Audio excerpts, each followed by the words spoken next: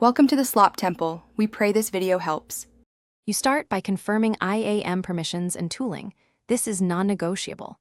Once your AWS CLI profile is configured, install and run the CloudWatch agent on targets so metrics and logs can flow. Make sure to create an agent JSON that selects CPU, memory, disk, and application log paths. Why do this first? Because without agent telemetry and proper IAM, the rest cannot proceed. Now that the agent is running, verify incoming metrics in the CloudWatch console to confirm connectivity before moving on. You now craft metric filters and alarm logic so issues surface automatically. First, create filters that parse log entries into numeric metrics and add dimensions for service or instance granularity. This enables targeted alerts.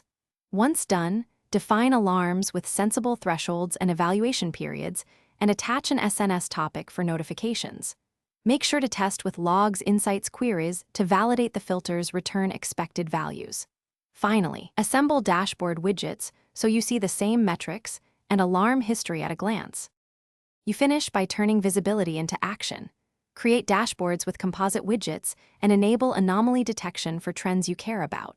Then automate responses using event bridge rules that trigger Lambda or SSM runbooks for remediation, and store playbooks alongside alarm actions. Make sure to export dashboard JSON for reuse across accounts. If things go wrong, your first troubleshooting step is to check agent logs, IAM permissions, and network egress.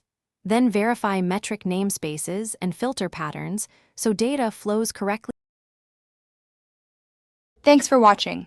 Consider subscribing if we helped you.